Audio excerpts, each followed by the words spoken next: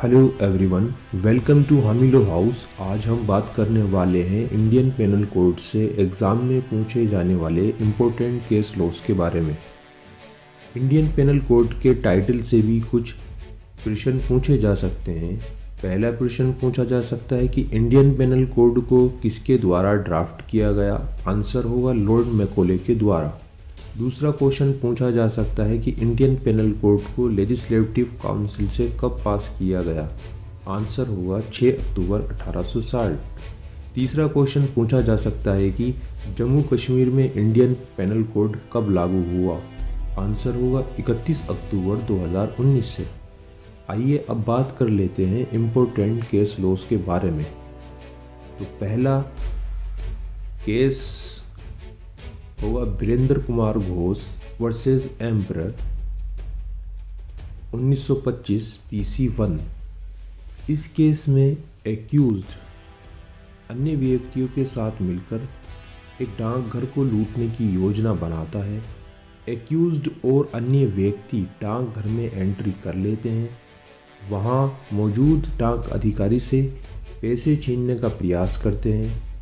डाक अधिकारी से पैसे नहीं मिलने पर डाक अधिकारी को गोली मार देते हैं। एक्यूज्ड वीरेंद्र कुमार घोष को पिस्तौल के साथ पकड़ लिया जाता है।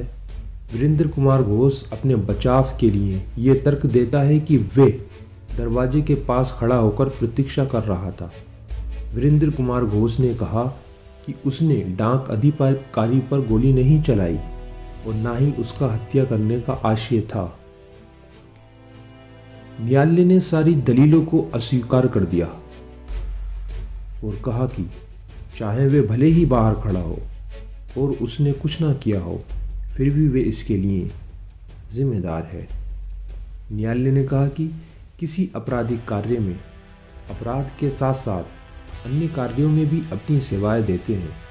उनके अदर एक्टिविटीज़ में सेवाएं लेना या खड़े रहना या प्रतीक्षा करना, वे सभी इसके लिए जिम्मेदार लायबल होंगे।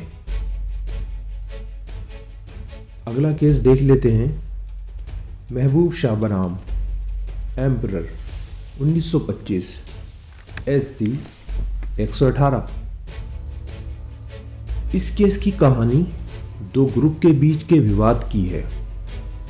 एक ग्रुप में अल्लाहदाद, हमीदुल्लाह और अन्य लोग थे। दूसरे ग्रुप में महबूब शाह, वली शाह एवं अन्य लोग थे। अल्लाहदाद एवं उसके साथी नरकुल काटने के लिए सिंधु नदी के रास्ते जाते हैं। जब अल्लाहदाद के साथी नरकुल काट रहे थे, वहीं महबूब शाह एवं वली शाह के साथी उनको नरकुल काटने से रोकने के लिए चले जाते हैं। वहाँ अल्लाहदाद और उसके साथियों को नरकुल काटने से रोकते हैं, परंतु वे नहीं रुकते। महबूब शाह एवं वली शाह उस समय तो वहाँ से चले जाते हैं, परंतु जब अल्लाहदाद का ग्रुप नरकुल काट कर नदी के रास्ते से गुजर रहा था, तो महबूब शाह, वली शाह वहाँ पहुँच जाते हैं और महबूब शाह के साथी वली शाह के द्वारा अल्लाहदाद पर गोली चला दी जाती है। अल्लाहदाद की मौके पर ही मृत्यु हो जाती है। महबूब शाह के द्वारा अल्लाहदाद के साथी हमीदुल्लाह के ऊपर भी गोली चलाता है और वे जख्मी हो जाता है। वली शाह तो वहाँ से फरार हो जाता है।